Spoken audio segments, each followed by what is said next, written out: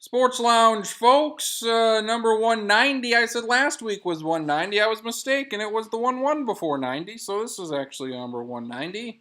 190 Part 2. Hildebrand in the black. Larry. Black in honor of Rutgers dying over the last 2 weeks. Rutgers died to death. Marcus. They looked good. They looked good. The all black looked good on them. It didn't matter that they gave up 77 points and didn't score, but it counts the same. It's one loss, no matter if you lose by 80 or 1. It's one loss in the books. Baseball playoffs, all the games are rained out, so they've never played any of them yet, so we got to wait next week for the baseball playoffs. I do want to touch on that American League wild card. Both wild card games, very good. It seemed to me, Marcus, that the big story was that Zach Britton had given up like 3 runs all year, and Buck Showalter didn't use them in an extra inning game against Toronto. And that was unfortunate because they lost the game, and they needed to win, or else their season was done. That is how those work. We've seen this before. You know how I feel about the bullpens. It's been hashed and rehashed here. Walk me through this. They asked him after the deal, and he's like, well, I thought we had some other guys out there. Ubaldo Jimenez was apparently one of those guys. And the amazing thing with him, I think he threw like 5 pitches, and he faced 3-4 guys. So they were swinging at the first pitch, double, single, home run, done. The Pirate Man got it done. The Parrot Man got it done. Well, I mean, what sense does this make? Well, how do you, I mean, what the fuck for Buck Showalter? How? This is one of, this is one he's never really going to let down. Considering that Britton, people making a case that I don't necessarily agree with, but that he's a Cy Young caliber pitcher this last year. You mentioned the numbers, obviously very good. And it's sort of diametrically opposed to what we saw. I'm blanking on it now. Was it a wild card where we saw? Nope, Boston, Cleveland, game 1. Boston, Cleveland, yeah, they had. They brought in, one of their better pitchers in the 5th inning. That's right. Everybody loved that Francona brought the pitcher in, including Brian Kenny, as he tweeted at him. You let him know. He agreed with me. He said, "That's right. That's right. We got the book right here. The Brian Kenny book. There we go." Rarely do I splurge on a book. I'll illegally download them now, but I couldn't find this one, so I said, I'll pay some money for the book. So print the tweet out, hang it up with all the Sports Illustrated covers there at your place. That'd be a good idea. See, we got these here. We got museum there, old whatever the hell that is, and whatever the hell this is over here. You got Bill Johnson here. You got the Sam Bradford Super Bowl one here in a couple months. That'll be a good addition. So. That's right. Just out of curiosity, you also have Dennis Rodman's book, As Bad as I Want to Be. I do not. Okay. Well, then why are we even bothering then? I don't know, right? I don't know. So anyway, I mean, and some of the guys they rolled out, I mean, as Twins fans, we know the caliber of pitcher Ryan Dunsing is. I mean, somehow he was in line before Zach Britton. You had a couple other guys. I mean, it's you would have thought that especially once they got into trouble there in the 11th, it's like, okay, now's the chance to bring him in. I think he had warmed up a couple times. I didn't see that final transgression live, but it was bad. When you're in this winner take all format for your best pitcher not to pitch, it's indefensible. Charlie, are we going to see a difference now? We've seen this in the past. Examples that were mentioned, Craig Kimbrell with Atlanta a few years ago never got in the game. He's really good. St. Louis has messed some things up in the past. Is this going to be a change, or is this just add this one to the fire pit of another decision that went awry? You'd hope it would start to change some things. I mean, I'm sure that for a while there's going to be some guys that are going to do it how they've always done it and aren't going to want to change anything. But, I mean, when you look at it, especially when you're in, like, the one-game wild card thing, like, so it's you win or you're done. Like, I don't get why you wouldn't pitch your best guys. I mean, if it's a 7-game series and you're like, yeah, we don't want this guy to pitch like 3 or 4 innings and we want to save him for later, like you could make a case for that. But when it's time to, like, you need to win or you're done, I don't understand why you wouldn't put your best guys out there. I mean, this would be the equivalent of like the early '90s Bulls in Game 5, because they only had, it was a best of 5 back then, right? Yeah, Game 5, you're down by 1 or you're tied with 6 seconds left, and you're like, you know what? I think it's time for Paxton to take the shot here. We're not going to let Jordan do it. They know it's him that's going to take it, so we need to do something else that'll trick him. In no other sport will they put out their not best guy out there. Football, basketball, whatever. End of the game, your best guys are out there. Baseball, I don't know why it's any different. I mean, we've talked about this multiple times, but like in the Patriots-Seahawks Super Bowl, where it's like, how come you're not letting Marshawn Lynch try to run it from the 1-yard line when that's your best guy? And maybe that wouldn't have worked. It doesn't matter though. But I mean, like you say, baseball, it's just different. I would say, the one thing that I heard somebody mention is that after probably Joe Madden and this person put Terry Francona there. Buck Showalter probably one of the better managers in baseball. Yeah. And he made a mistake. This is not something you would expect to have happen. I think the thing that frustrates me is, it's clearly one of those save-driven, we need to have the lead before we bring them in type things. This is a road home thing. Yeah, and it doesn't matter in this game, where, the save stats in the playoffs, which this would be a playoff game, they just don't matter. So it's about getting the W.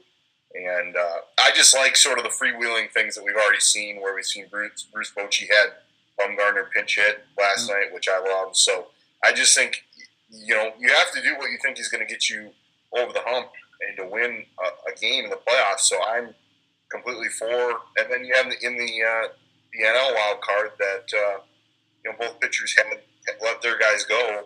Obviously, Bumgarner got the complete game, and whether or not they pulled Syndergaard too early, I think there's arguments to be made on either side. But I do like it when these managers sort of make decisions that are a little out of the norm. I think that's good. There are no days. Maybe this will change how Showalter does things going forward. Even, I mean, if you're ingrained in doing things a certain way, it seems like, especially in sports, like you need that to not go your way and to have it go the opposite, sometimes more than once, to like get them to change. Because even really, really good coaches generally don't change a whole lot. It's the really great ones that are good at adapting and changing things. And I guess the bright side is maybe he looks at that and is like, yeah, you know what, I'm going to do it different next time. Well, I think he had said that they had wanted to get him in at earlier points. I know he had warmed up 3 times. So it's one of those things where obviously he had him on the lineup card. I just don't know how you look past him to all these other relatively shitty guys that they have and go with those guys instead of him. I think it was clearly, we just want to have the lead in the game. So Toronto put their closer in, Roberto Osuna. He got through it.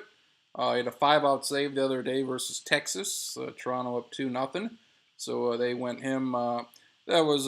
He pitched like 30 pitches against Texas, and he had like Ron Darling and Dennis Eckersley saying, my God, look at this guy, 30 pitch, 5 outs, what a performance. I'm like, well, it's 2 more than he usually gets, so it's fine. I heard somebody say that Ron Darling, pretty solid commentator during the year with the Mets. I have not been impressed here in the TBS format with him, so. Another reason, Stack, and why TBS not awesome. What do they not do well, Stack, and what do they not do well? The thing you're saying they do well is the thing that they don't do well.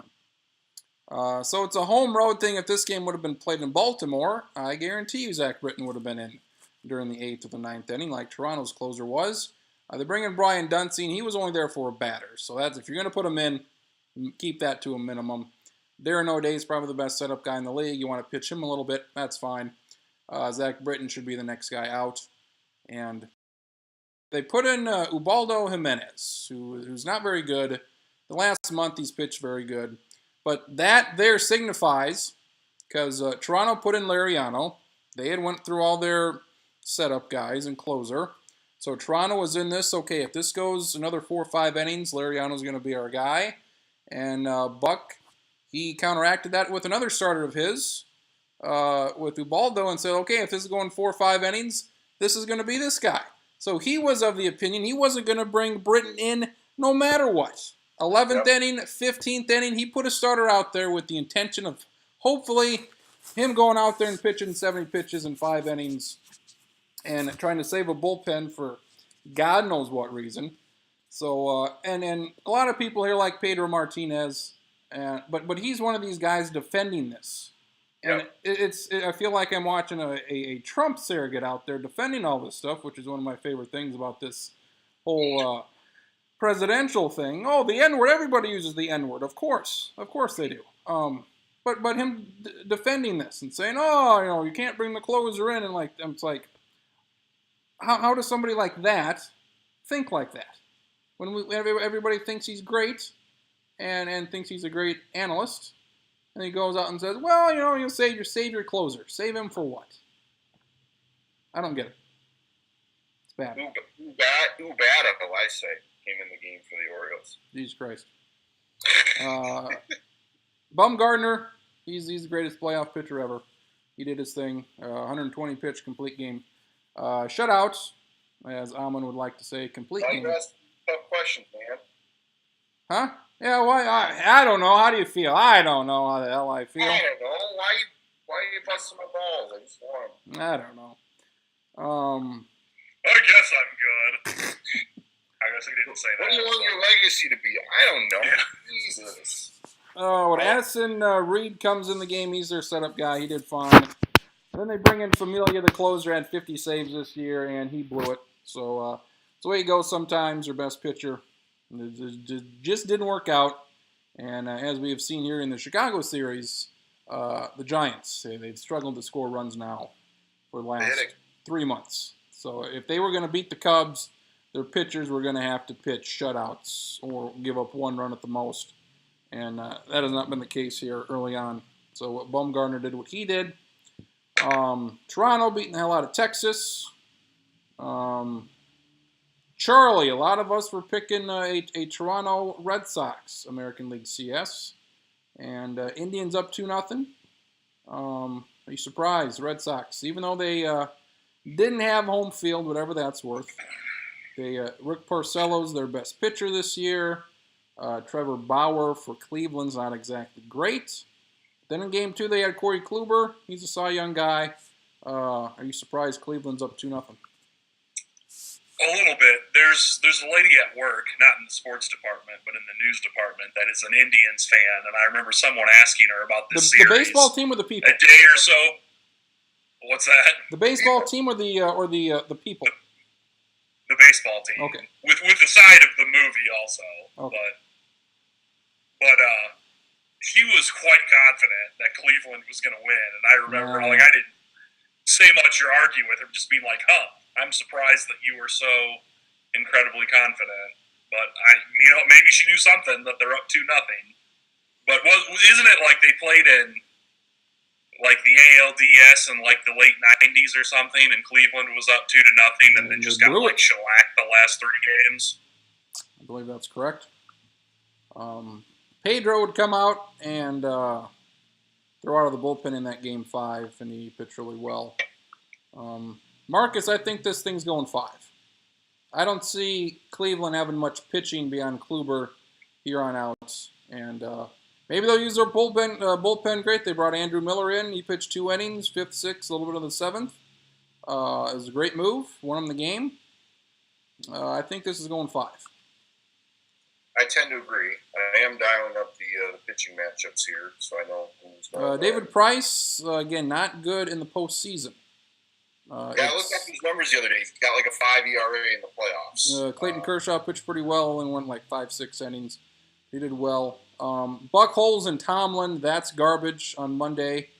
Eduardo Rodriguez has had some very good games. and Trevor Bauer comes out there. But Cleveland, they got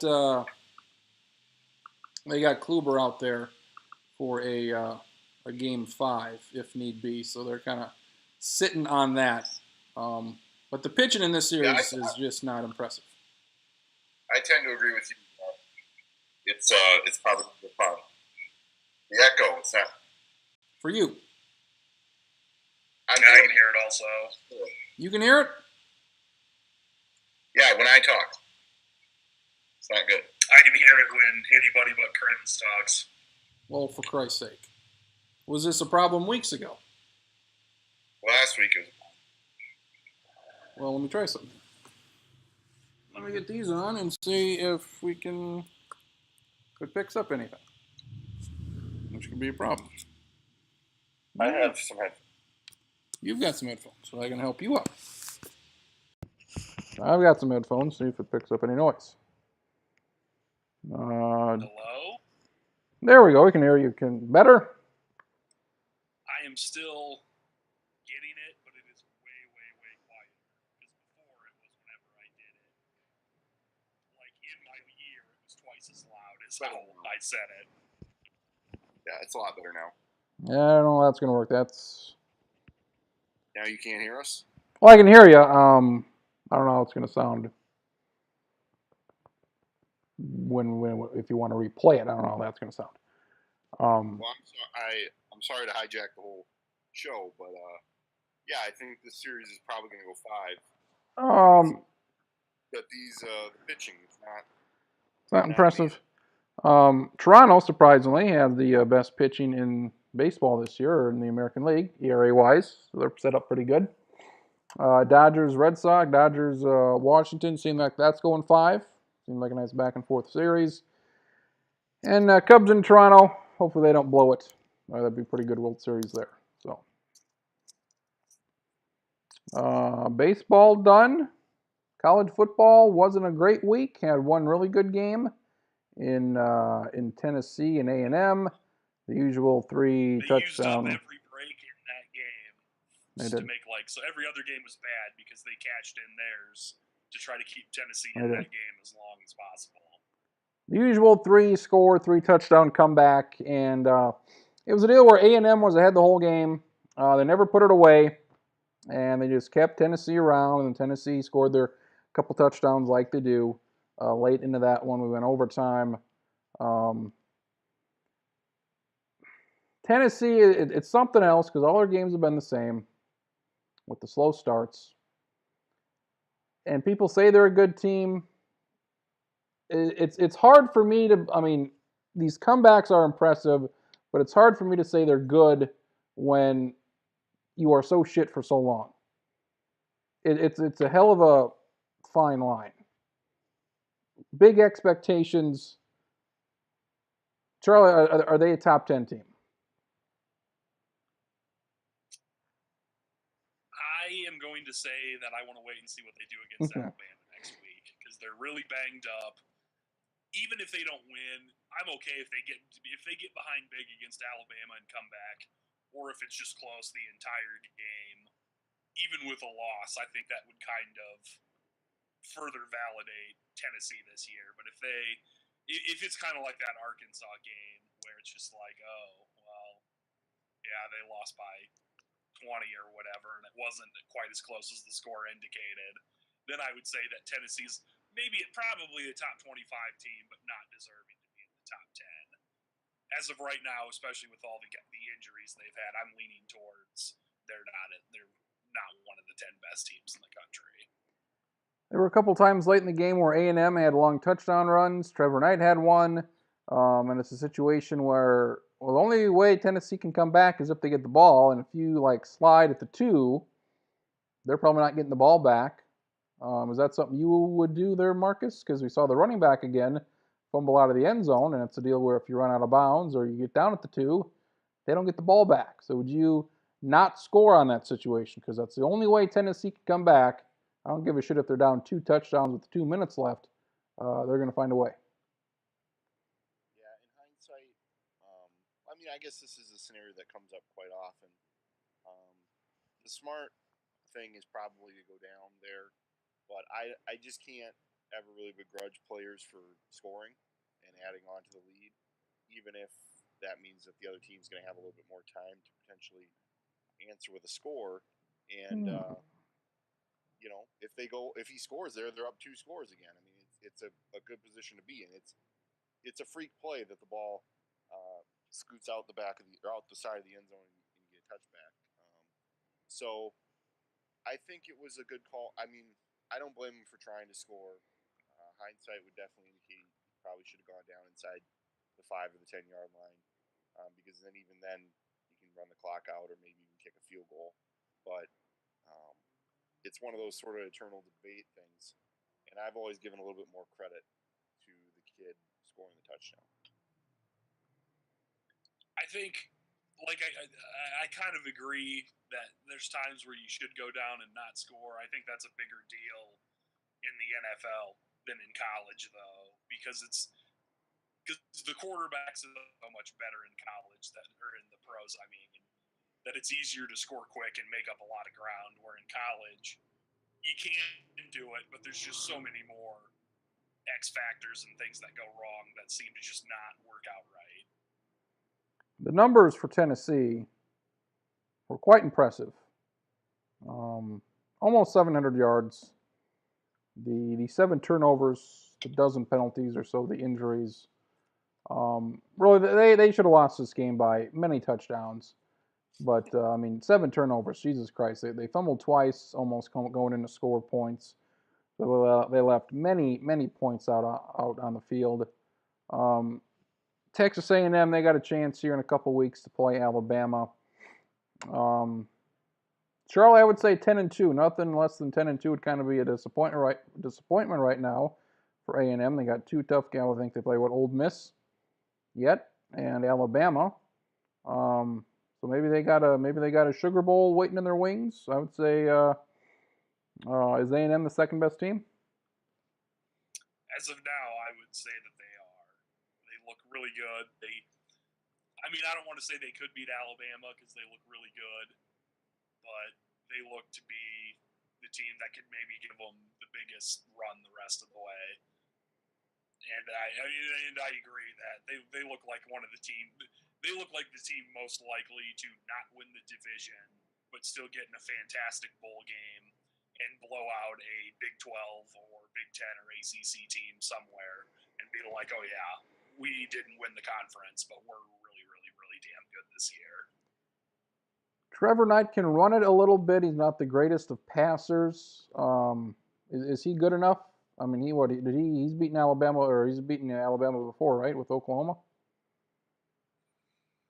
Yeah. Is he a good enough passer to pull that off? I don't know if he is. I don't think that they're going to beat Alabama this year, but I think they could beat anybody else on their schedule with Trevor Knight. I would tend to agree. I think he's a bit too erratic to be consistently called upon to beat the number 1 team in the country. Washington beat the shit out of Oregon. Just the last thing I was going to say about Trevor Knight was, I agree on him being erratic, but if you're going to have an erratic guy, it's nice that you at least have really, really good receivers and not, mediocre ones he's throwing the ball to so they can make up for some of his faults. Yep. Washington put up 70 against Oregon.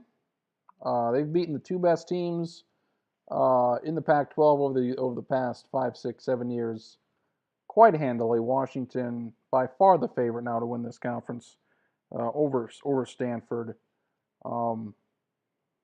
There's a lot of hype with Washington heading into the deal here. I had them at 2 losses, losing to Stanford and somebody else. I'm sure Colorado. But are you surprised at how quick this is turned around here, Washington? They go from like a 7-8 win team to national title team. I mean, they had some really good pieces there from before. There were hints of them being a better team in the Pac-12. One of those top teams when even Sarkisian was there. And I thought he had something going, and then he leaves, and you you really just keep climbing the ladder with a very good coach in Chris Peterson. So, and they've made the necessary, investments to sort of legitimize themselves as one of the top programs in the country, and now it's sort of paying. I mean, they're just it's incredible how explosive that team is. I think the thing that surprises me is just how big of a jump it seems that they've made this year. Is I think that record-wise they were worse in year 2 under Peterson than in year 1, but maybe we're better team-wise. But I kind of thought it would just be more incremental this year, and they would be, like 9-3. We're to the point now, I think, that if Washington loses more than one game in the regular season, it's going to be incredibly surprising. They've got a very easy schedule here the rest of the way. Taking a look at this, they got Oregon State next week. They're at Utah. That's their toughest game. At Cal, they host USC. They host Arizona State. They're at Washington State at the end of the year. So if they lose more than one, that's not a very good finish to that season. It seems like we've got a couple of new Heisman contenders with the Washington quarterback Jake Browning, and seems like some people there are whispers, Larry, of Jabril Peppers with his running ability on offense to go along with his defensive skills, to go along with his return skills, that he may be a guy with the Michigan team. We all know that Michigan defensive players can't win the Heisman Trophy. They cannot. It's never been done, at least since 1997. So is he a guy, Jabril Peppers, that you see maybe making an invite? He's not winning the deal, but is he getting an invite? I would ride for Jabril Peppers. Look at you. As a Heisman Trophy candidate. He had his Heisman moment last night, and the damn refs took it away from him. What an asshole. The sweet punt return he had. But, I mean, I think somebody who clearly is an asset in all three aspects of the game, offense, defense, and special teams. He's a three-tool player. Three-tool. So I would probably have to have him in consideration. What about? I wouldn't even say that he can't win it. I mean, if he basically follows Charles Woodson's footprint, that if Michigan is undefeated and beats Ohio State, and he has a punt return for a touchdown and an interception and a huge win over Ohio State, and they win the conference and are undefeated, and he keeps having good defensive games along with the occasional offensive flash of brilliance. I mean, I'm certainly not going to say he's the favorite right now, but I think you can look and see a way, as long as nobody else completely, as long as Lamar Jackson doesn't keep putting up 600 yards of offense a week, that I think we could get a way that he could win it. What about Jake Browning? I think Browning could win it also. The problem, like you mentioned, is that they just don't have very many big games the rest of the way. I mean, like Utah doesn't really look as tough as they did a month ago. I guess USC maybe looks a little bit better than they did 3 or 4 weeks ago, and there's at least name recognition there. And maybe Washington State's okay, but I mean, it's kind of stretching that all 3 of those are going to be looked at as huge wins. I think he could, but he's going to have to. He's going to have to basically play like he did against Oregon almost every week.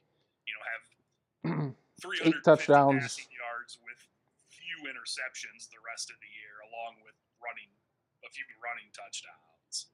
Every week you watch the shows and they say they give you the hypotheticals and the scenarios. If this team, if they do this, can they get in?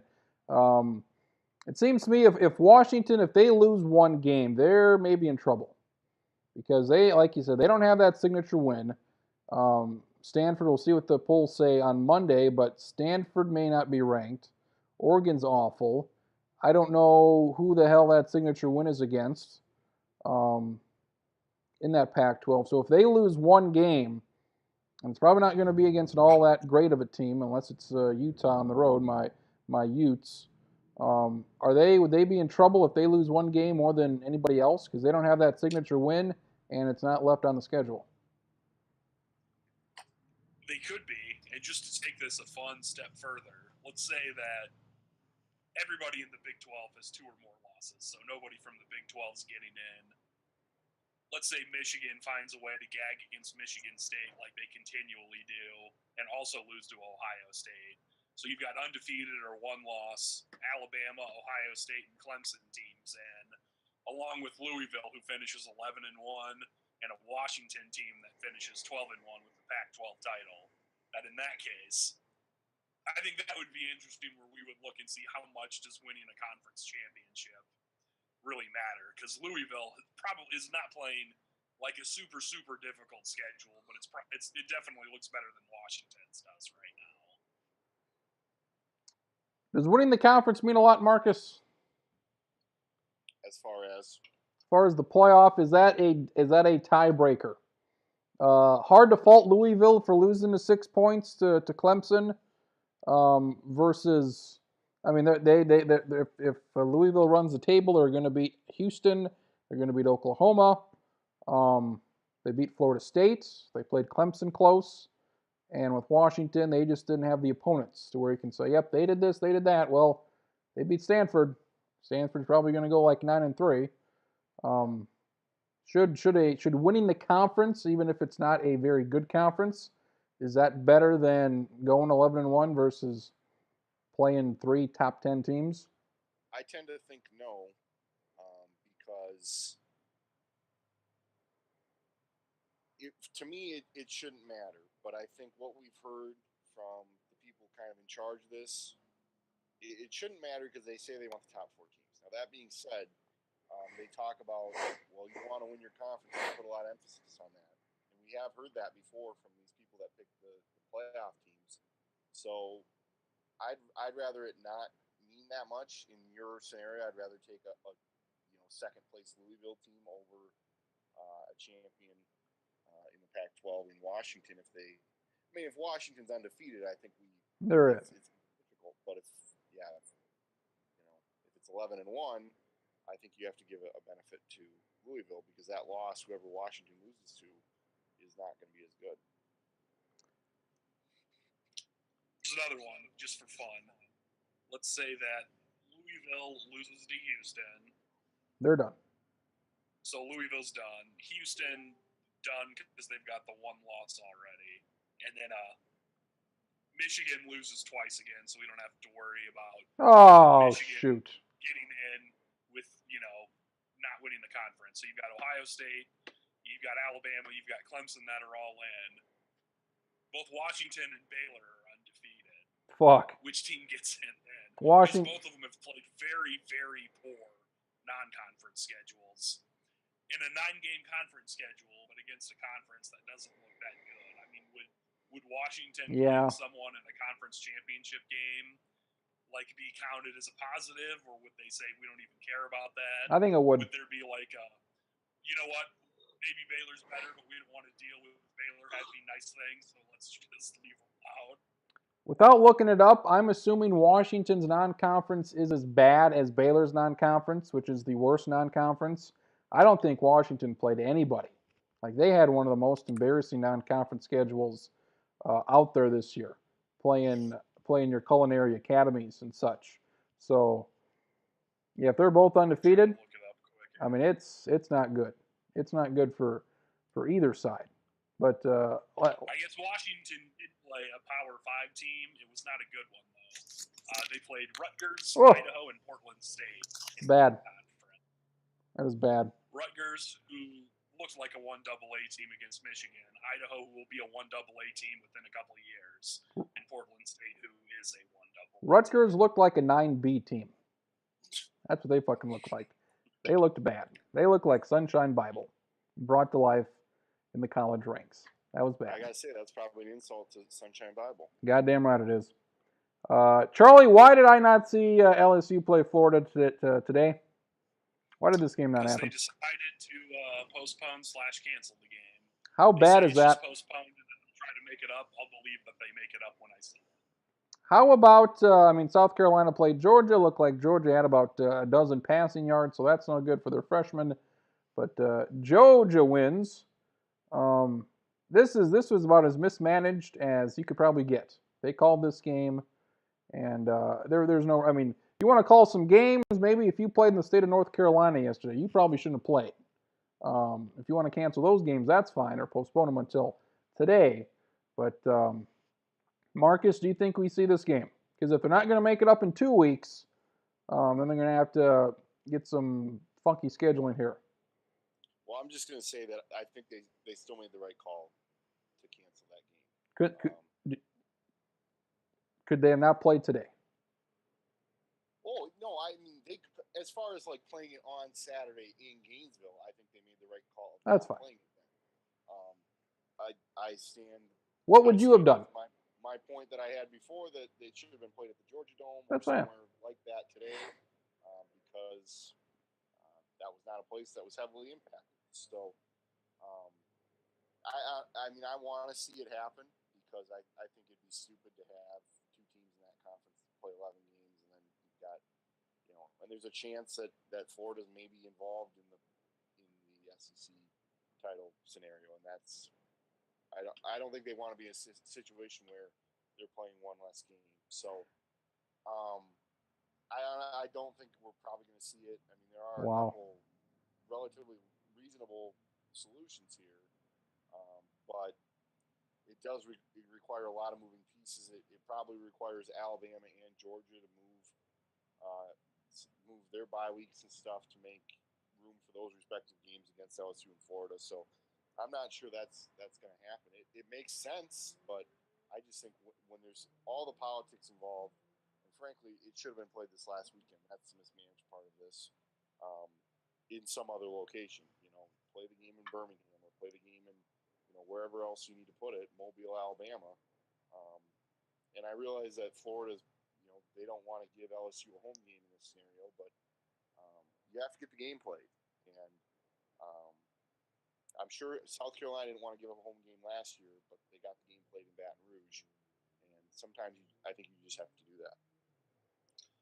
And it could get more complicated with the conference tiebreaker scenarios, because Tennessee beat Florida, and obviously Tennessee lost yesterday, so they both have one conference loss. Tennessee's probably not going to beat Alabama next week, so even if they win the rest of their games, they'd be 6-2 in the division, assuming they lose to Alabama. If Florida beats both Georgia and Arkansas, they could finish 6-1, having not played LSU. And then I read somewhere that they would go by the highest winning percentage if they don't have the same number of conference games, of which Florida's would be higher. So Florida could win the SEC East. Maybe they beat LSU anyways, but that's could win the SEC East in a way where it's just like, I wonder what would have happened if they would have had to play Coach O and the Tigers. So SEC East not finished, still up in the air. What game is more dangerous, Arkansas or Georgia? For Florida. I think Arkansas. Georgia's not looked. They almost beat Tennessee. Other than a close loss to Tennessee, they've not looked that great since week 1 when they beat North Carolina. So, this is the only game that was not played this week. Like every other game was made up. There were a couple today. So this was embarrassing for the SEC. I think it's most embarrassing for Florida, because it was laid out there for them to be able to play this game, and I realized they didn't want to give up home field advantage against LSU, but the game's got to be played. And games get moved all the time for things like this. For Christ's sakes, they moved the Vikings and the Giants to another city and played it 2 days later when the goddamn roof collapsed at the Metrodome. So you can't tell me that these things can't be moved and can't be accounted for. And you have a lot of places in the South that can host a football game on short notice. So it didn't add up to me. And if I remember right, in 2005, during Hurricane Katrina, LSU was supposed to play Arizona State in Baton Rouge and could not. So they literally played the game at Arizona State instead. Well, there you go. And you know what? You're in the SEC. You have hurricanes damn near every year. last year Florida lost a game because of lightning, I think, that they weren't able to ever play. I think it's part of being a team down there where you just this might happen to you once a decade, and so you kind of have to have your shit together, and clearly they didn't.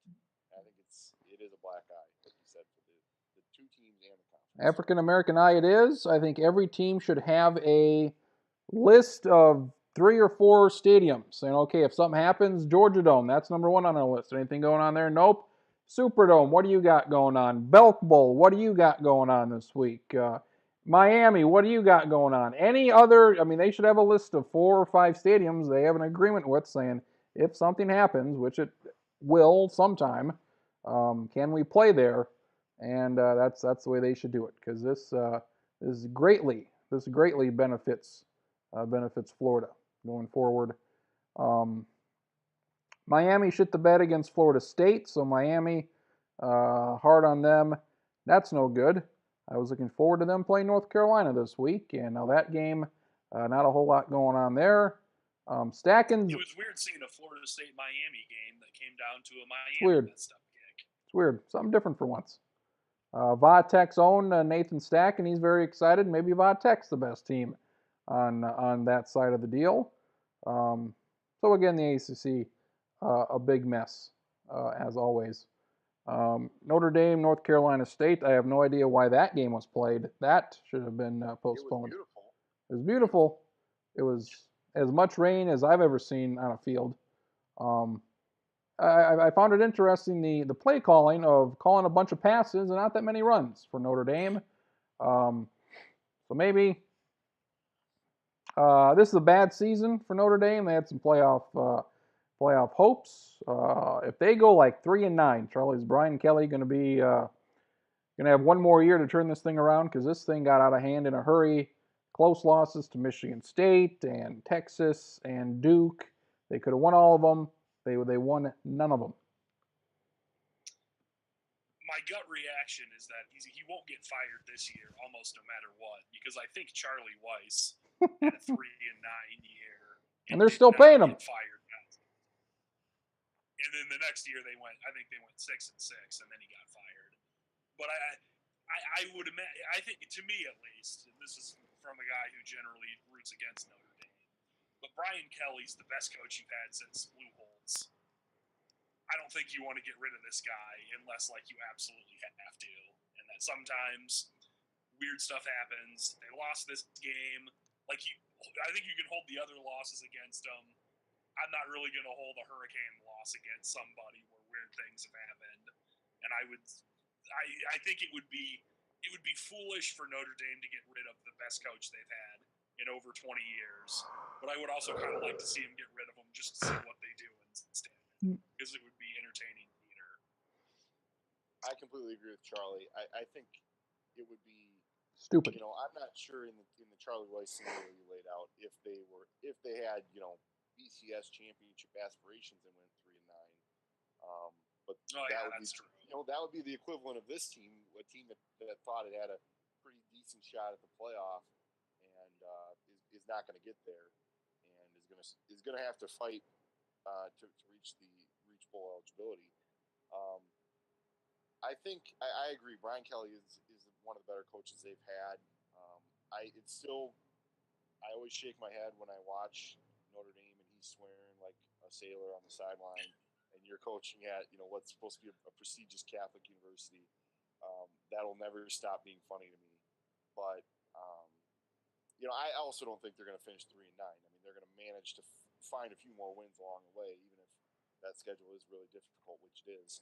So I think it's an interesting scenario for them to find themselves in. And I completely agree with Crins. The play calling didn't make much sense there for a torrential downpour playing in a hurricane where it's raining as badly as it was, and there is no offense to speak of. It just didn't make much sense. But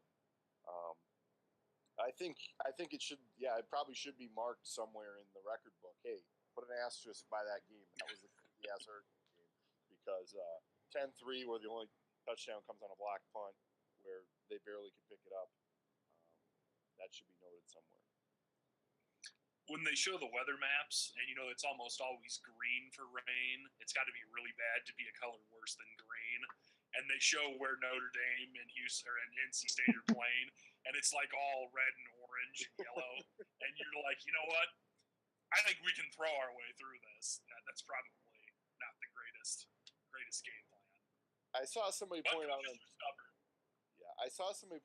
Twitter that was a grass field in Raleigh, and it looked like it, other than not being able to drain all that water off, held up a little bit. It held up pretty good, for being a grass field. So I guess give the turf management people at NC State some credit there. Yep. I think that game also, I didn't watch all of it. I watched bits and chunks here and there. But like the unintentional hilarious things that happened was fun. And to me, one of the most fun things is when a really wet game, which this is wetter than almost anything else, is see how defensive tackle chasing a quarterback and diving and missing and then just sliding for like 10 yards after he lands. That's always fun. That we don't have like the true carpet turf fields Oh anymore. my like God. They were in the 80s and 90s, and when there'd be standing water on there, and those guys, I swear they'd slide for 10 yards. So I think we need to bring back some of those old shitty fields, just so that when it rains as badly as it did yesterday, those guys are sliding for 15 yards in just complete standing water. The dream of a Houston playoff, that's dead because they lost to my Navy squad. So a couple of squads in the stable knocking each other off there. Can I tell my quick Navy joke about that game? Yes. Of course, Houston lost. They played in a hurricane, and when's the last time the U.S. Navy lost on the water? Undefeated on the seas, man. Can't beat them. So Houston's out. That kind of brings Boise State now into the discussion as far as what non-Power 5 team gets that bid. Because it looks like Boise State may be able to run the table. So if they can go undefeated, I would imagine they would get in over Houston. Especially maybe Western Michigan also. Let's get that going. Let's get it going. They're going to need some help here from Boise, but let's get that Western Michigan deal going right now. Row the boat right into the Cotton Bowl, folks. Good. Get your ass kicked by 8-4 or whatever the hell. This week wasn't all this good. It wasn't not a whole lot going on. Next week, again, similar, not a whole lot going on initially. You got Ohio State and Wisconsin. That should be a snoozer because Wisconsin's involved. Alabama at Tennessee. That's the intriguing game of the week. Carolina at Miami, which now doesn't mean a whole hell of a lot. Loser pretty much is dead. Nebraska at Indiana. I'm concerned about Nebraska because Indiana's not garbage. How do you feel? I'm not really looking forward to that game next week. I'm leaning towards I feel like Indiana's going to win because Nebraska's ranked 12th. 3 teams ranked ahead of them lost. So there's a good Top chance. 10 Nebraska boys. Top 10. And there's a pretty, like of the last decade, there's a pretty solid correlation of like, oh, hey, Nebraska finally moved into the top 10. And I'm like, oh, nope, not in the top 10 anymore after that loss. And I just kind of I would have felt better if Ohio State would have beat Indiana like 49-3, but when it was a pretty solid game, I think they won by 17 or 20 or something like that, and it was like Indiana beat Michigan State. Yep. He played with Ohio State. Nebraska's got some guys that are hurt. I think that this is going to be like a 3-point game with 5 minutes left. I could go either way. Also next week, other games to note, maybe in the pick'em, maybe not in the pick'em. West Virginia at Texas Tech. My Wake Forest squad at FSU. Let's see something, Wake. Let's see something. Were they 4-1? I believe it was a decade ago that Wake Forest beat Florida State like 33-0 in Tallahassee. My God. So it'd be fun if Wake Forest could win and get bowl eligible on the 10-year anniversary of that. That would be nice. They do.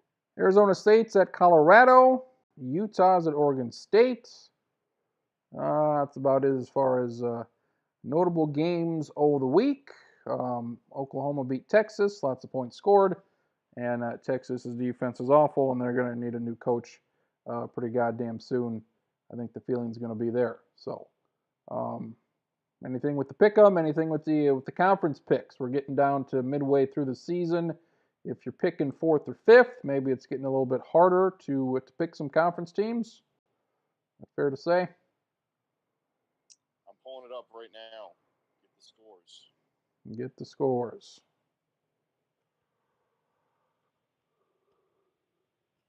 The echo is back.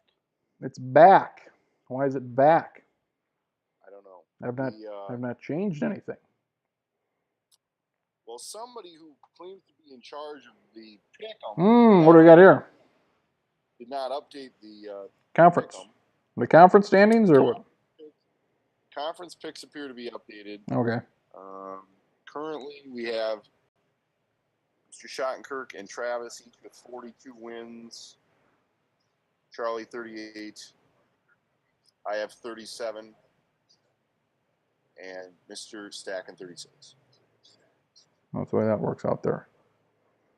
Charlie, how's the NFL pick'em going for you? Was this another good week? What do we got here? Was not as good. I have not checked since the afternoon games started, but I did very poorly at the noon games. This I'm is dropping to like the 98th percentile, I guess. I mean, this is, as far as me, this is ridiculous. This is bad, awful, garbage. What? It's me in the NFL pick'em. Like, who the hell knows? NFL, Vikings won again. They were 3-0 when we last talked. They're now 5-0. Any team out there scare you as far as the schedule is concerned the rest of the way?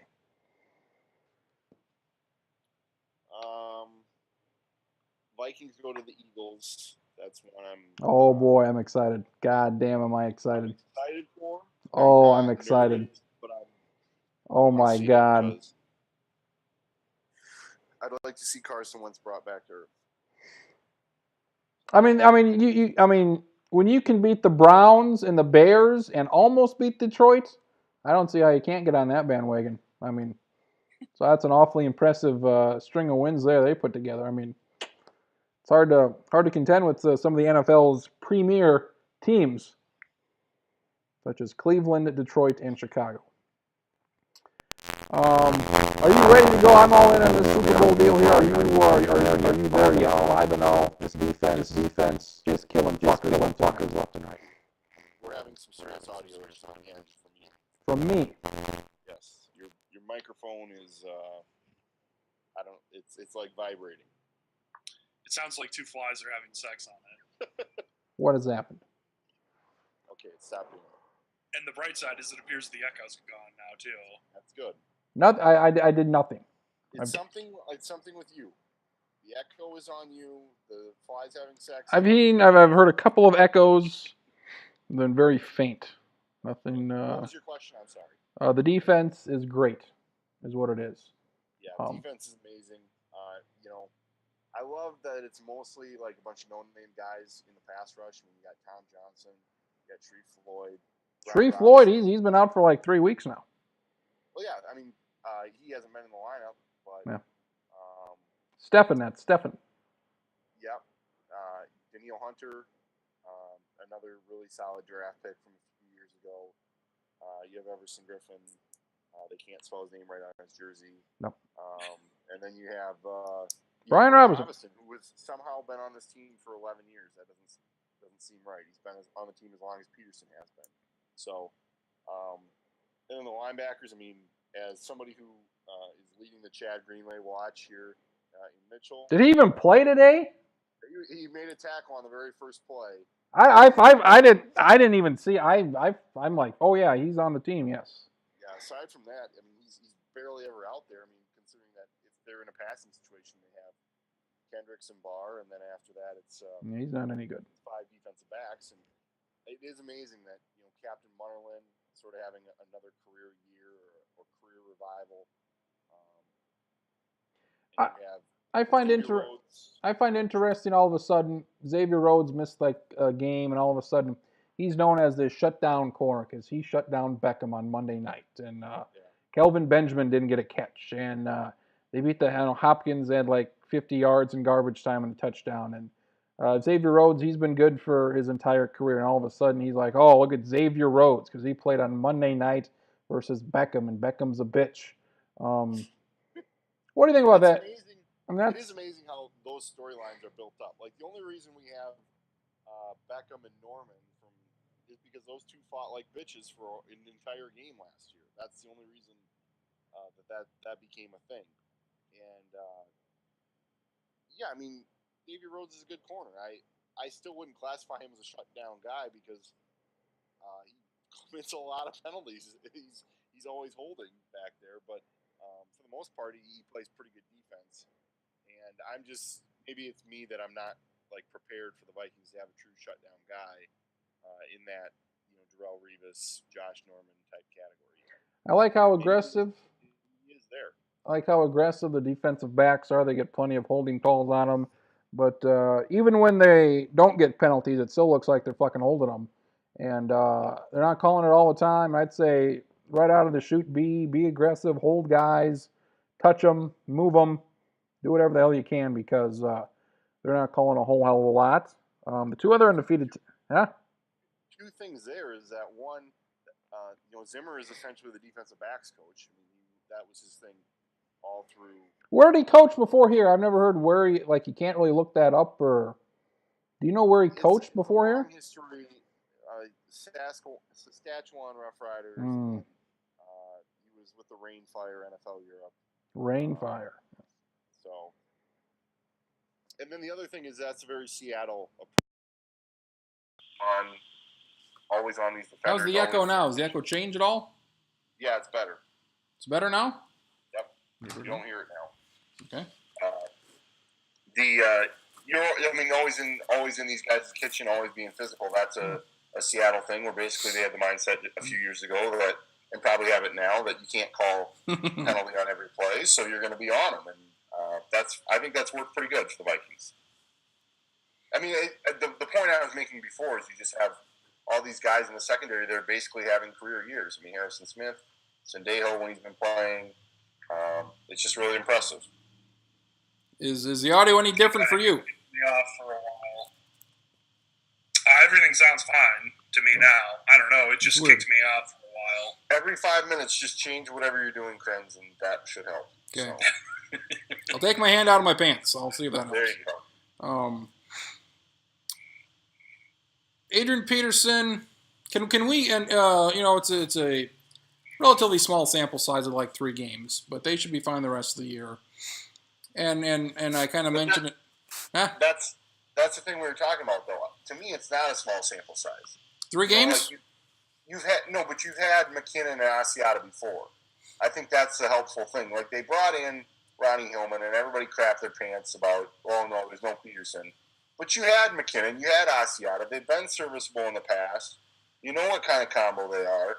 They're back in there. They're doing a good job. I think at this point we can safely say that, okay, they're all right without Peterson. Maybe longer term, look for maybe another running back that could be added into this mix, because eventually you're going to get rid of one of these guys. But not to cut you off there, but that's, to me, you knew what you had in Asiata and McKinnon. That's a great thing to have, basically to not be in a situation of unknown where, frankly, you're like the Lions now, who have just been ravaged by injuries, and you've got, if only they had a guy that could, like a white guy that could, I don't know, maybe if you gave him the ball ever, maybe he could do good. Because my whole thing is, if you give Zenner the ball 20 times, I think he'll get you 100 yards. But they just never play him. And if they're not playing him now, they're probably never going to play him. If they're down to their fucking 4th and 5th running backs. Well, it's funny because maybe it's just coach speak, but they're always like, well, we like him. He does, fucking play him. Every time he touches it, he makes a play. It's like, well, you dumbasses then. Play him. What more are you asking for at this stage? But because my thing was Peterson was never the difference in whether the team was good or not. And now Bradford's done just fine. So this whole thing of the run setting up the pass seems logical, but then when we actually watch the game, why? I mean, there's no reason to defend against the run because there's not much going on there. But then Bradford's finding up, a lot of these guys are open. A lot of these guys are just really good throws by Bradford. But, Peterson's not there. How the hell are they going to pass? Well, can we kind of debunk that myth now after fucking 10 years of hearing run to set up the pass, 8-man in the box? How can you not shred this defense with the fucking pass? And it's like, well, maybe the running back doesn't mean all that. How do you feel about that? I would also say, though, if you had a better quarterback in some of those situations, how about that? You'd be in a better situation. But I would say that the one thing that stands out about me, to me, not so much Peterson related, but just the fact that so much more of the playbook is open now than it was when you had Peterson, because you couldn't run from the shotgun with him, and you couldn't do this, and you couldn't do that, and you can't throw your running back a screen pass. You can't block. You can't catch. You can't be on third down. Right, exactly. So, he can hit the home run when you give him the ball out of the I formation, but it's like, well, if you have these running backs who can do something else, and now, whether or not it works or not, you have these wildcat formations. You're able to work the ball to Patterson on fly sweeps and whatever. It just shows that Norv Turner has a big playbook. He's a lot of guys on this team that he can sort of open it up. I think that makes the Vikings better rather than just being hamstrung and tied up with an Adrian Peterson who only does specific things extremely well. I hope they look at this and they say, okay, we can live without Adrian Peterson. We can function. We're not going to go 0-16 if we don't have a really good running back. And they say, okay, you can leave now. I hope that happens. To me, what other conclusion can you really make out of these 3 games? Where it's like it should be painfully obvious to him. I don't know if it will be, but because I think he'll be back for the playoffs and he'll want to play, and then they'll be whatever they're 13-3 and whatever the fuck their record's gonna be, and hopefully hosting a playoff game, and this asshole's gonna want to come back, and we're gonna have to run him, and offensive line's not good, and he couldn't do shit the first 2 games. And now we've seen Asiata was good this game. McKinnon was good on Monday night. If it's one or the other, whatever, I don't care. As long as one of them does fine. You don't need 100 yards if it's, Asiata had 15 carries for 55 yards and a touchdown. That's good enough right now. Third downs, I think third down conversions are coming at a 50% clip. That's impressive. Why do you think all of a sudden they decided, hey, we got Cordell Patterson on the roster, why the fuck don't we use him? After 2 years of not doing a goddamn thing, they decided, maybe we give him a half dozen touches a game. I think they figure that he's a guy who he's on our roster. We want him active. We already keep him active because he's in the kicking game. We might as well try to work him in the offense. I think that might just be as simple as it is. It would be, I mentioned that maybe they're trying to trade him, but it doesn't. They should probably sign him. They should probably keep him now. Yeah. To me, it doesn't change the fact that he can't run too many routes. I don't think he's really improved too much of that game. Maybe he has, but I would say the other part is that he's very he's into the game, and that just wasn't the case the last couple of years. The attitude is a lot better, and that's a huge advantage to have. That's a good thing to have. They're better when he's out there. He's a huge threat, and Jerry was right. I mean, he might as well be dead. So you need to have the speed guy in there with Patterson if you can. Oh yeah, by the way, their best receiver didn't play today. Right. Except maybe Adam Thielen's their best receiver because he had 120 yards and touchdown, and he was incredible. All of a sudden he can't be covered, which is shocking. I don't know. I don't know what it is, but he's white. He's white. Yeah. I think you need to read the Stack Attack more. That Mobo from Germany is their best receiver. Oh my God. He was so good. I'm surprised nobody picked him off there when they released him before they put him on the practice squad. He was so coveted. Every other team said, no, that's fine. We don't need this guy. We don't need this guy whatsoever. The one play I probably liked more than any other play today, probably, was they brought Patterson in motion. He was a receiver, lined him up as the running back, and they ran it with Asiata in the fullback position on like a 3rd and 1 for a 3-yard gain. Because every time they put Patterson back there, they run him the ball, or if he goes in motion, they give him like a reverse little thing. And they did that, except they gave the ball to Asiata. I thought that was a very well-designed play right there. It is worth mentioning that the Vikings are the only undefeated team left in football after the Broncos lost today. And they're not losing next week because they don't play. So That's right. And it's very exciting. Charlie, they seem to have a situation on their hands with the quarterback. Assuming... Yeah, so Bradford's going to take him to the Super Bowl. They're going to trade him away for a first-round draft pick. The Cleveland Heisman Trophy winner, Jabril Peppers, in the first round. I would. And he's going to play both ways in the NFL. As long as running back and linebacker/safety/nickelback. As long as that Super Bowl is in that equation, that would be good with me. If you had to guess, week 1 next week, obviously Vikings open up at home on a Thursday night because they won the Super Bowl. Who's starting game 1 next year, Charlie? That's a really good question, and I was actually thinking about this earlier today.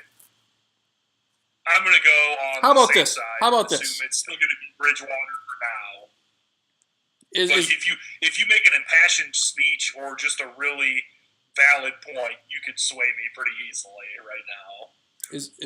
Is Bradford on the roster next year to start the year? My gut reaction is no.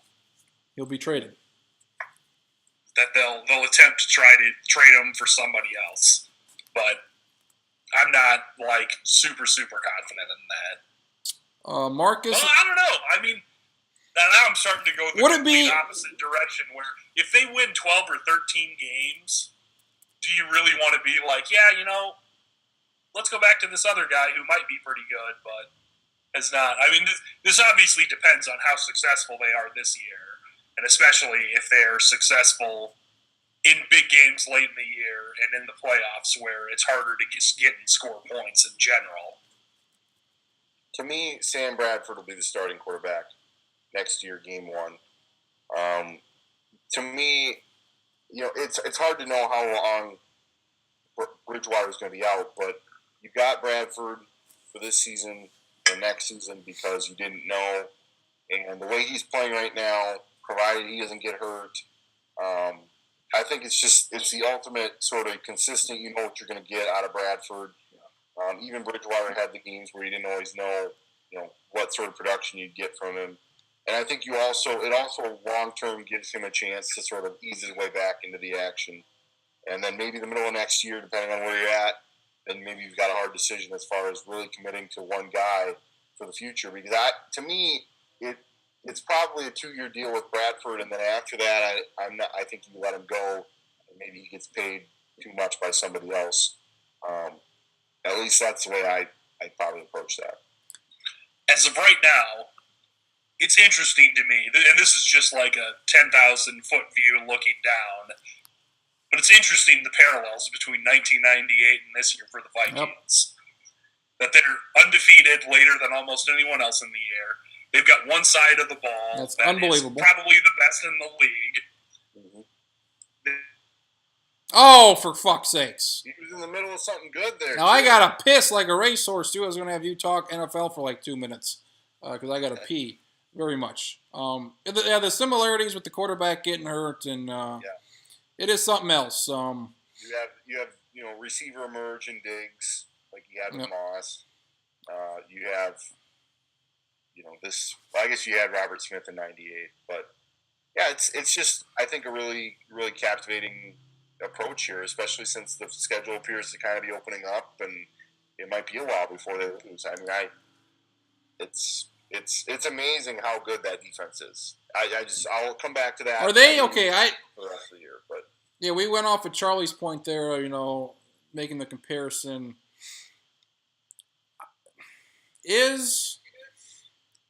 the defense better than that offense in '98? I would say no, Yeah. because that '98 offense was the best I've ever seen outside of maybe New England in '07. I've never seen an offense do what they. I mean, and it was weird because they both had Randy Moss. Weird how that works. But both, '98 it was them in Atlanta, clearly the two best teams all year long, and they met. In '09 it was clearly them in New Orleans, the two best teams all year long. And is Seattle that team this year? Clearly Seattle and Minnesota.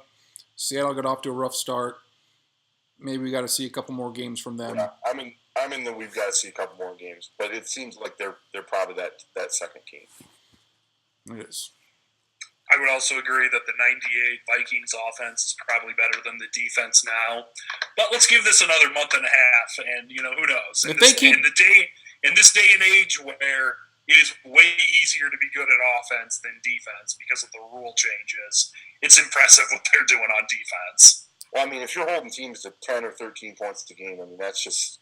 I was generally pissed off when they fucking scored a touchdown. They're up 4 touchdowns. I'm like, motherfucker, they scored. I stopped watching at that point because it was boring. I mean, they were just kicking the shit out of them, and I started flipping around. You're tired of winning already. You're tired of winning. You're 5-0. You're already tired of winning, for Christ's sake. I put the game on the radio and listened to the rest of it, but I sort of flipped around and I came back to it, sort of bounced back and forth. But yeah, it does kind of piss you off. You'd like to leave the no touchdown thing up there for as long as you can. It is eerie to me how similar you guys remind me of myself in the late '90s and early 2000s with Nebraska football. I can't believe they gave up that score at the end. Mother, they only beat Kansas 55-6. Motherfucker, why'd they give up that touchdown? They threw that interception in the third quarter. That could be important in 4 weeks from now when they play somebody good. I'm gonna pee for 2 minutes, Marcus. You talk with Charlie about NFL, and hopefully my catheter is cleared by then. Yeah. And hopefully it doesn't freeze and kick me out again like it's done Possible. once or twice already. One of the big storylines this week was New England getting Tom Brady back, and they rolled pretty handily today. Do you see anything else this week or last week or two that stands out to you NFL-wise that is captivating? I think the other major storyline, although they lost today, is Denver, and the fact that it sort of coincides with the whole Osweiler thing from today. They look pretty smart for letting him go, and basically having 2 quarterbacks that are pretty decent in Simeon and Paxton Lynch. I would agree with everything you just said, and would also toss in that maybe the Cowboys are pretty good also.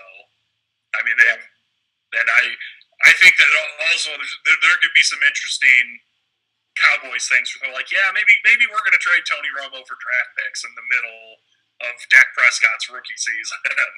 I just don't see any way you go back to Tony Romo at this stage. I mean, not that Dak Prescott is the end-all be-all forever, but he's just a lot more effective, and if he gets beat up, he's not going to crumble apart like Tony Romo will.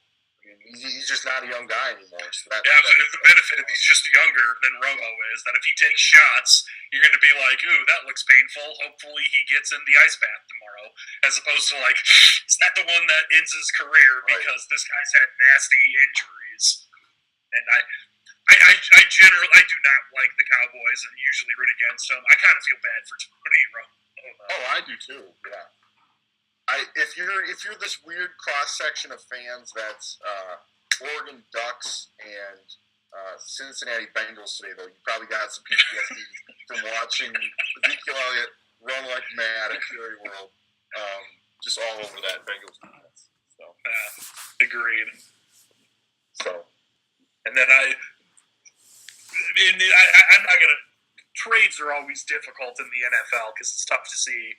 Who wants what and how you can get it, and sometimes they just don't want to make a trade with you for whatever reason. But who could the Cowboys trade? Could they trade with the Jets or someone and get some defensive player that's good to help out their defense to go along with their offense that looks really good this year? Well, like the weird thing is he's not healthy right now, but maybe you think about like a Des Bryant trade because it doesn't seem to totally be working out in that scenario, and Dallas could maybe use a little help on defense, and then I mean the Jets. If you're using the Jets for example, I mean they don't have a quarterback who can throw the ball to the right team, so that poses a problem. The theme this year seems to be don't turn the ball over. Of all the talk about the game managers, for Christ's sake, this year seems to be the year of the game manager. Don't turn the ball over. You're going to win the game. Well, yeah, we were just talking about Denver, and it's sort of the cross loss today, but it sort of coincides with seeing Osweiler on a team that's really not that awesome, and you just look at Elway and Denver, and you're like, they made a pretty good call then. Obviously, they knew what they had in Osweiler, and figured, well, he can't, the guys we have in Trevor Siemian and Paxton Lynch, they can give us what he was giving us. And those look like two pretty decent quarterbacks. Lynch maybe long term as being a pretty decent guy. So that is impressive to me. And I think I've mentioned this before, but I feel like it's worth mentioning again since the Broncos offense didn't look as good this week and they lost. But of all the times, I mean, both of you guys, but Traxler especially, watching Northwestern, where you have a Siemian guy that's going to be an NFL guy that's going to do stuff.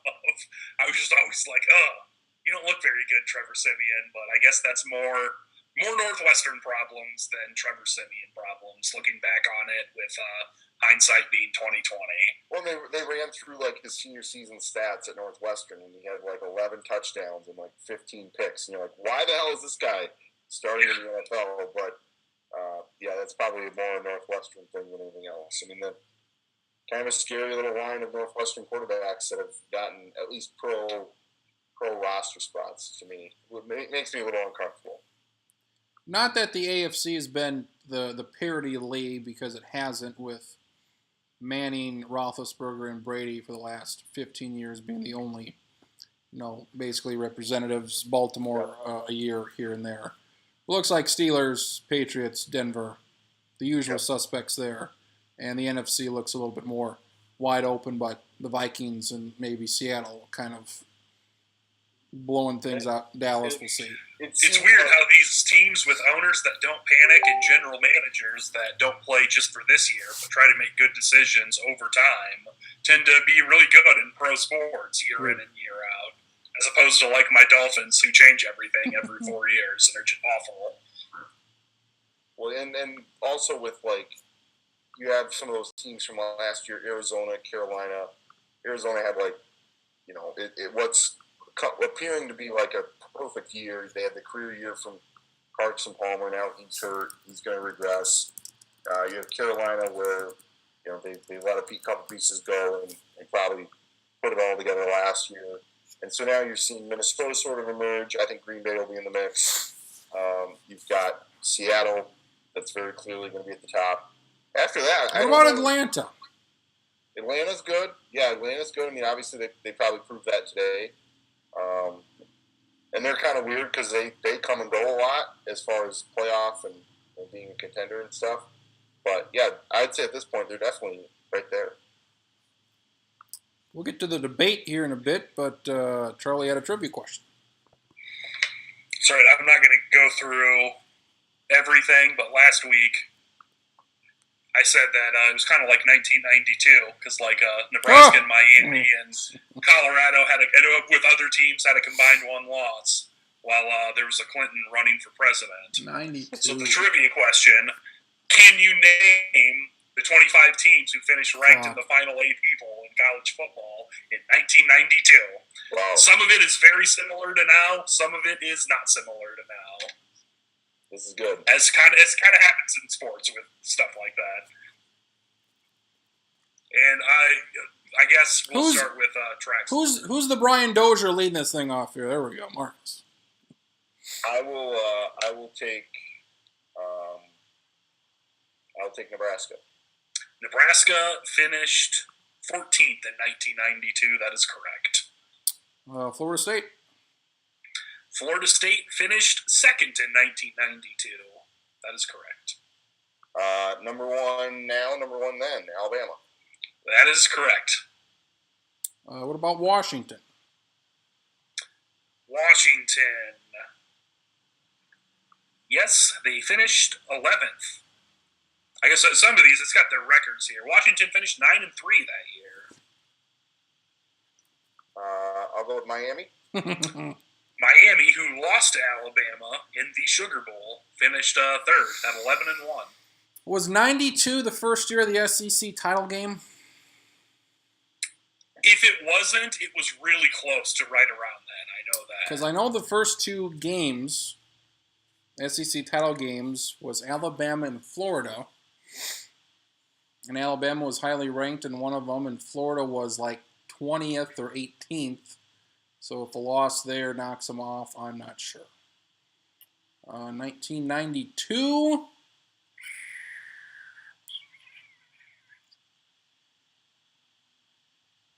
Sure, let's go Florida. Florida finished 10th at 9-4. They were a lot higher than I fucking 9-4. Really. They lost and they finished 10th that year. Trivia question for next week. Name all the teams, the top 10 teams that have 4 losses. Holy Christ. I will go with Notre Dame. Notre Dame. I'm almost positive. Yep, they finished 4th. And this, you can tell that this is from a different era. Notre Dame finished 10-1-1 back when ties were still a thing. Did Michigan finish in the top 25? Michigan finished 5th, right behind Notre Dame, and I can't believe I did not notice this earlier. I will give you $1 if you can tell me in one guess what Michigan's record was.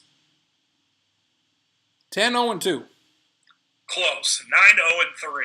Yeah, 3! I know there was a 3-tie loss for Michigan. 3 ties, no losses. How do you finish 3 ties? Jesus.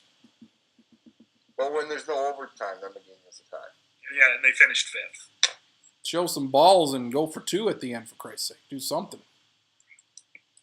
Well, this wouldn't be this trivia question if I did not guess Colorado, because hello, Colorado. Nobody rides harder for Colorado right now. Colorado 13th, 9-2-1. They take that this year, 9-2-1. Colorado signing up for that. Yeah. We don't even have to bargain. I'll pay an extra. They'll pay extra for that. How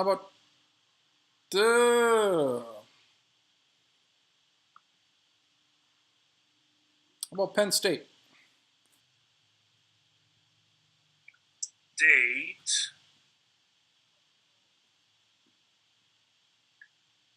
Penn State is incorrect. They were 21st in the second to last bowl, and then must have lost in their bowl game. What bastards. So you want to guess any more, either of you, or? I will go with, I'll concede, but we can guess, yes. I think this was about the era that he came out of this school. Drew Bledsoe's Washington State. Washington State. Some of them it lists their bowl game even. I don't know why it doesn't for all. Washington State, 15th, 9-3, beat Utah in the Copper Bowl. I do not believe there was a Copper Bowl anymore. That's that one I think is in. I think that's now the Buffalo Wild Wings Bowl, the whatever in Tempe. How about Ohio State? Have we said Ohio State? I do not believe that one was said. They went 8-3-1, finished 18th. There were a few that stuck out. Syracuse. Yeah. 6th at 10-2. Oh. Talking about the Qs. What else was there? NC State finished 17th at 9-3-1. Any 5-loss teams? Hawaii finished 20th at 11-2. Beat Northern Illinois in the Holiday Bowl. That's what I'm talking about. Boston College finished 21st at 8-3-1. And you got to mention this because they're almost never ranked. Kansas 21st at 8-4. Beat BYU in the Aloha Bowl. And then there were, I guess I can say the last 4 because so often they're not good. Mississippi State finished 23rd at 7-5. Wow. Fresno State 24th at 9-4 beat USC 24-7 in the Freedom Bowl, and Krentz's Wake Forest Demon Deacons finished 25th in 92. 8-4, they beat Oregon in the Independence Bowl 39-35. That's right. Show them some respect. That was a good one. I like that one. Also, Who would have thought that this year Oregon would be like, yep, just wish it could be 1992 again, as opposed to losing to Wake Forest in a bowl game. 3 years. Yeah. We did forget to mention Kansas almost beat TCU. Almost. Get a kicker that can kick. Can't miss 3 field goals in So, the quarter. I'm assuming you guys are like me, to an extent at least, where like you watch games and then it's like, oh, well, I wanted to watch this game, but it's a blowout, so I'm going to choose to this close game. Yep. And is there anything more disappointing when you're like, all right, you got to do this, Kansas, and it's like, oh man, I wasted like 10 minutes watching this game, and they didn't even win. Get bent, Kansas. Which is definitely first world problems, but still, it's just like, oh, could watch something else. Thanks a lot, Kansas. God damn it.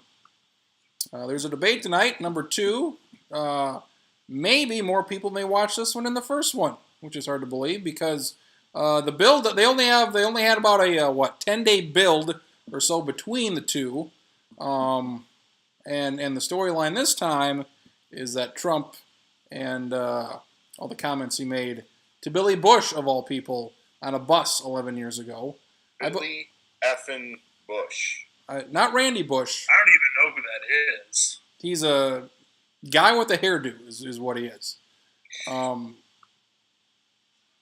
Trump. So this is gonna be the first question of the debate here coming up in an hour. They're gonna start off with this deal. I think last week I said I think it was the taxes or something was the big thing, and I said this will be the biggest thing the rest of the debate. No, that would be wrong. This will be the biggest thing for the rest of the deal here. There are rumors that there are many other tapes out there, him saying similar sexual things. But the big one, Larry, the big one, is him saying the N-word. I very much want to see this tape out there. I very much want to see this. What do you expect else to come out? Because it sounds like the Apprentice tapes is a Mark Burnett thing. And it's sure as hell. And he has said that if anybody releases it, it's a $5 million whatever penalty. He'll sue him or whatever. Geraldo Rivera has come out and says he's got tape. So let's go on that. Something else has got to come out. We've got a month to go. We still have way too long for this to stop. I mean, as far as like that stuff that you're talking about, the N-word. I mean, it's not a matter of if, it's a matter of when. You think it's coming out? It's coming out. Oh my God!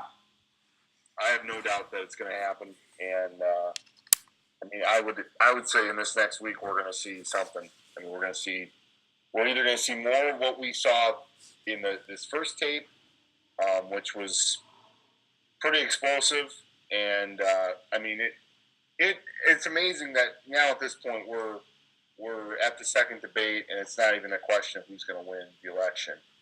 We're back in landslide territory, and now we're starting to talk about if the Republicans are going to be able to retain the House. They may not. It doesn't look like they're going to be able to retain the Senate if things keep going this way. So I think we're looking at really the ultimate nightmare for Republicans is that Trump got the nomination. He blew it. I mean, he blew this thing up. He allowed Hillary to become president, and he blew up the Republican Party. And I mean, we're headed for that at this point.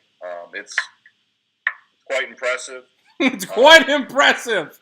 I mean, if just from a sheer damage standpoint, I mean, it's incredible. I heard somebody say the worst since Watergate. Yeah, I mean, there's never been a presidential candidate who's been on the record saying stuff like this. I mean, you have the only thing I've got is LBJ saying, "Hey, let a little out in the pants so my hog can hang out."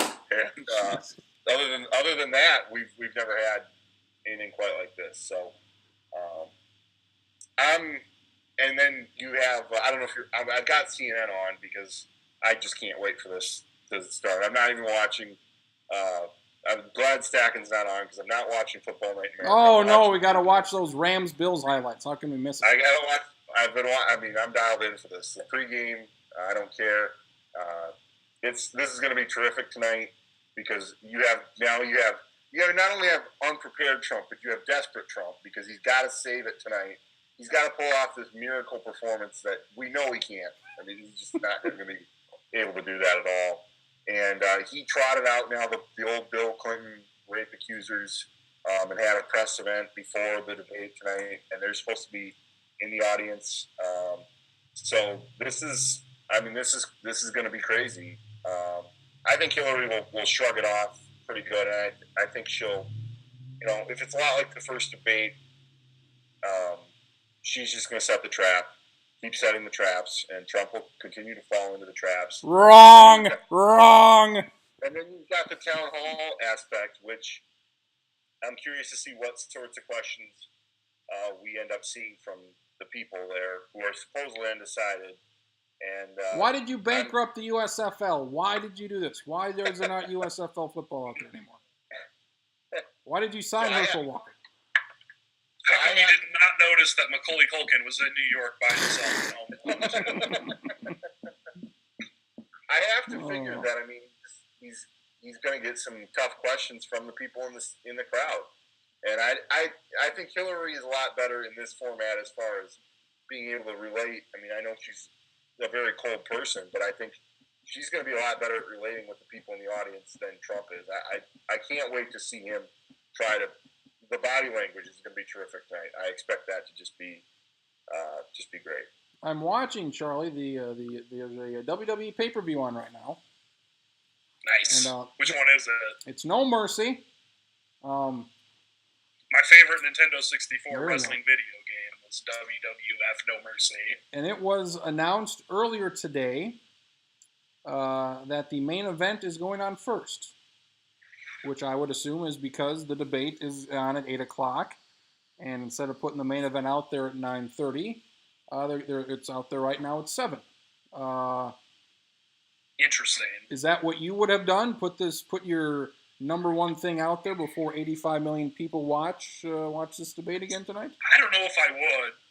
I mean, I don't want to go into. I mean, and this is just off the top of my head. Like, I don't want to say that if you like wrestling, it means you don't like politics. Not a whole lot of cross-pollination there. But my assumption is that if you are watching professional wrestling, you're probably not super interested in the debate. I might be wrong. I don't know. But, like, I would think that I get the reason to do that if you think it could cause issues. But also that, I mean, I think I've only seen a pay-per-view live once because my roommate bought one. And you're just kind of like sitting around waiting for the good stuff. And if they show the main event first, like, I mean, I don't know. I guess if you get paid, that's all they really care about. So, very interesting move. It's a very interesting move. What do you make of? I just interject that the signs, the game day, college game day like signs behind the set here have been good. This one here, I saw one of those that said "Make America Grow Up Again," and then there was the one from last night that said "Worst game day ever." So I like that one. Those are good. What net? I watched it on NBC, the first one. I'm usually a CBS guy. Yeah. What channel did you watch it on? Well, I was in the office, so I think we watched it on NBC. What about I think tonight? I gave one good advantage to Lester Holt because it was his network. Tonight, I don't know. Whatever's got maybe like the side-by-side view because I got to see what Trump's doing pretty much at all times. There was one, I think it was NBC. Every other network had the topic on the bottom. I don't think NBC had that. So if you were just tuning in, you had no idea what the fuck they were talking about. Yeah, I haven't quite decided. It's going to be either CBS, NBC, or CNN. NBC doesn't have it tonight. They got football, so CBS. Charlie, do you think they would rather have the football or this debate? Packers. That's a good question. I am kind of surprised they're doing the debate on a Sunday in the first place for reasons, the obvious reasons that they're going up against the NFL. I don't even want. I mean, I guess I get that the first one got a whole bunch. I'm interested to see if as many people watch the second one. You can talk me into more people watching the second one. I could also see that dramatically fewer watch the second one also. Before Friday, and I don't know if people generally care about the style or not. I get why they do town hall debates. I think town hall debates are kind of dumb in the first place, but so I mean that's just me personally though. I think 92, the second debate got more than the first. I think that's maybe the only time that's happened. Before Friday, I would have said yes. I mean, no, there'll be 60, 70,000 or 70 million people watch. But after that Friday stuff, I mean, this has by far been the biggest thing of the election. It's basically been nonstop for 48 hours now. I think I looked it up because I was curious about Sunday or weekend debates. This is for sure the first one since 2004 that's been on a Sunday or on a weekend day. So, and I was going to go back and look further back than that, but I think this is pretty rare for them to have one on a Sunday. I suppose they're trying to reach a different subset of people that maybe is working on a weeknight. So, what do you final deal here? What do you make of how this got released? Very interesting articles out there about how NBC had this and they were spending all week getting stuff together and trying to figure out when are we releasing this. It sounded like they were going to release it tomorrow on a Monday, but then somebody released it on that Friday. Have you read any of those articles? Yeah, it sounds like it was somebody at NBC or somebody at Access Hollywood who knew that this was NBC was going to eventually do something with it and didn't think they were going fast enough and sent it to David Fahrenthold at the Washington Post, who's been all over Trump. To me, he's one of the stars of this election, journalism stars of the election, and breaks this story wide open. And then NBC had their story, 10 minutes behind, or MSNBC did. So it's really captivating. I just think, if you're behind the scenes at The Apprentice or any of this stuff where Trump's worked, and you know what's out there, it's going to get leaked. And I think, Mark Burnett can have his $5 million penalty that he's going to sue. How are you going to know who it is? I saw somebody tweet Mark Cuban saying, please play the penalty. Yeah, I saw that too. And like I said earlier, I love watching them trying to defend this and how they spin it. And Rudy Giuliani had a tremendous performance on all three networks this morning, figuring out what the hell to say. So it's good. It's my favorite show on TV right now. Season finale coming up in a month, so we'll see what happens after that. So I liked when he was on with Jake Tapper this morning, and he's like, well, should we cast the first stone? And Jake Tapper's like, I will cast the first stone. I've never said anything like that to a woman. I've been in a locker room. I've been in a fraternity. Nobody says those sorts of things, and I thought that was funny. And same thing with Chuck Todd, just grilling the shit out of him. So, you have the biggest crisis you've had in this campaign, and you send out the biggest bumbling idiot you could possibly find. So it's just going perfectly in my book. And what do you think? I guess the Dugards and the Thunes saying, don't support this person, when clearly they weren't on. They weren't that eager to support him in the beginning. I think they could have done. I don't know. I realize why they jumped in, but they could have done themselves a big-time favor by staying out of it from the start, because you had to have known that something like this was going to happen, where you just have an idiot as a candidate and he's going to blow himself up. I like what Cruz this week said. Yeah, I support the guy. And boy, Ted Cruz, talk about the worst fucking timing of all time. That about does. There's been a dozen or so that have said, Thune and Dugard and about a dozen others, senators, whatever, high-ranking officials. So it's it's a couple people. It's not a whole lot of people, but I would say this is the election where you can nominate anybody you want, and either side you have to be dead. You have to be dead if you can't get 40% of the vote. It's virtually impossible not to get at least 40%, if not 44% of the vote, just because, like, you ask people, he says this, he says that. Do you like him? No. Are you voting for him? Yep. It goes beyond all reason of why you would support a person because they just hate the other person so much that it's unbelievable to me. Lounge 190 in the books. I'll watch the main event of the pay-per-view here and then get ready for the debate. Stacken probably joins us next week. Also, the rumor is David Schottenkirk makes a return to the show next week. That's the big rumor out there. Definitely not confirmed. Not confirmed? Have you gotten it confirmed? Yes, he said, my sources, David Schottenkirk via Facebook saying, where's it at here? Where is it at?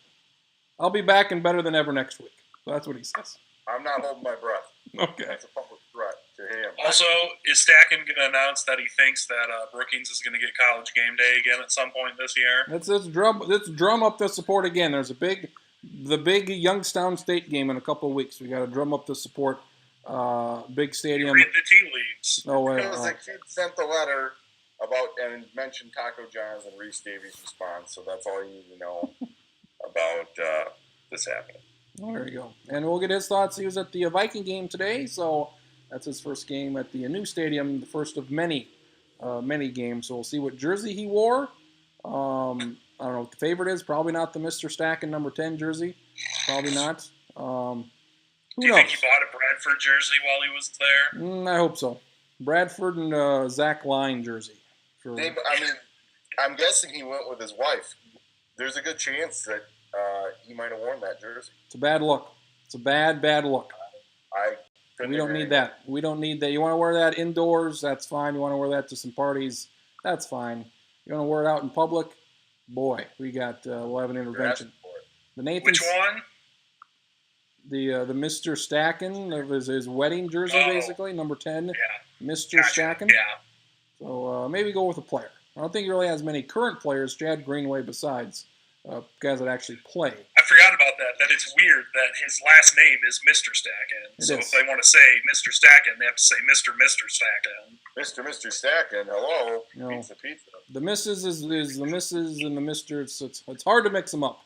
It really is hard to mix them up. So I'll have a Stacken jersey intervention next week, and maybe the return of Mr. Schottenkirk. I believe why he hasn't been on the show is because he said after the Vikings beat the Packers, he said they weren't going to beat Carolina the next week, and if they did, he would shit in a public park.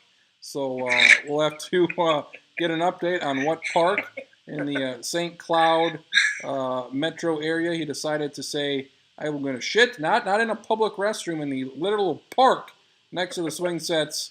So we'll get an update on that, as should be an exciting episode. David Schottenkirk park shitting and Nathan Stacken jersey updates next week inside the Sports Lounge.